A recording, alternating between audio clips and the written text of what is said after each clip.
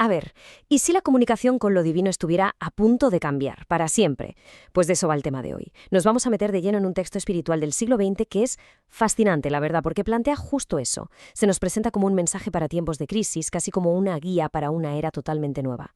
Así que vamos a ver qué hay realmente detrás de esta idea tan potente. Fíjate, el mensaje arranca con una imagen muy potente. La sombra de un árbol que nos ofrece refugio. Es como una invitación a encontrar consuelo. Sí. Pero ojo, es también la puerta de entrada a una enseñanza bastante más compleja, una que promete calmar una sed que no es la del cuerpo, sino una mucho más profunda, la sed de verdad. Vale, para entender bien de qué va todo esto, vamos a seguir una especie de hoja de ruta. Primero veremos por qué este mensaje, o sea, por qué ahora. Después viajaremos un poco en el tiempo para ver el contexto. Luego hablaremos de una figura clave, el portavoz.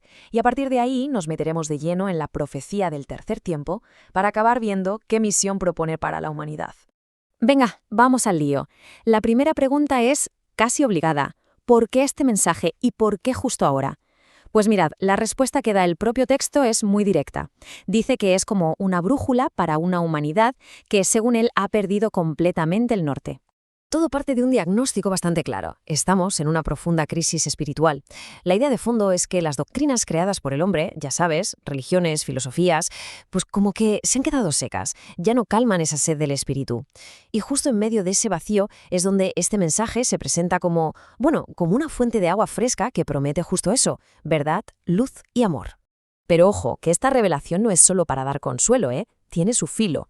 Y es que usa una metáfora muy potente, la de la espada. Se presenta como una herramienta para cortar de raíz todas esas falsedades, todas esas interpretaciones que, según el texto, han acabado tapando la verdad original.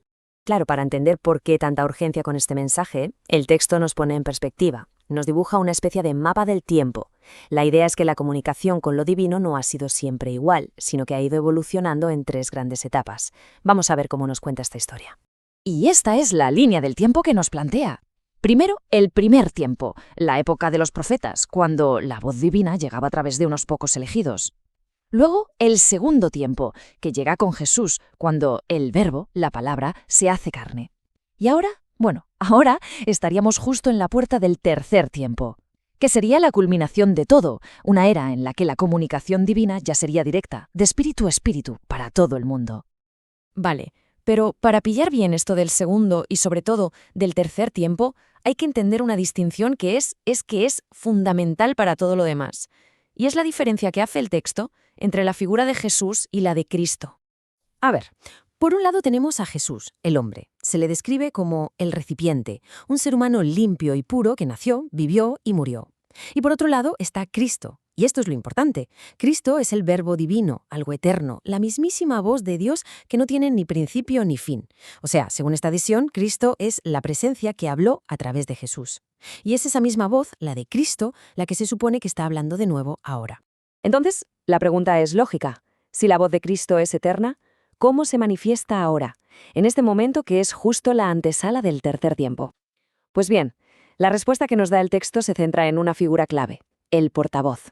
El proceso que se describe es, en realidad, un viaje interior. Empieza con una persona normal y corriente que es elegida. Esta persona tiene que hacer una preparación muy profunda para llegar a un estado de desprendimiento espiritual, o sea, dejar su ego totalmente a un lado. Y es justo en ese momento cuando, según cuenta el texto, un rayo de luz divina le ilumina la mente. Ojo, no para poseerla, sino para inspirarla. Y ya, como último paso, esa inspiración se traduce en palabras humanas. Y aquí hay algo que es fundamental entender. El portavoz no es la fuente, es solo un instrumento, un intérprete. Su propia personalidad, su ego, se apartan para que el mensaje pueda fluir. De hecho, el texto insiste mucho en esto. El mérito no es de la persona, sino del mensaje que transmite. Para que esto se entienda mejor, el texto usa una analogía que me parece genial, una analogía cósmica. A ver, pensemos en el Sol. No necesita llegar hasta la Tierra para darnos luz, ¿verdad? Le basta con enviar sus rayos desde la distancia. Pues de una forma parecida, la presencia divina no tiene que descender en plenitud sobre el portavoz. Con un solo rayo de su luz, un simple destello de inspiración, ya es suficiente para que el mensaje llegue. Ahora bien, todo este sistema de comunicación a través de un portavoz es, según nos dice el texto, algo temporal. Es solo un puente que nos lleva al destino final de todo este viaje, el prometido tercer tiempo.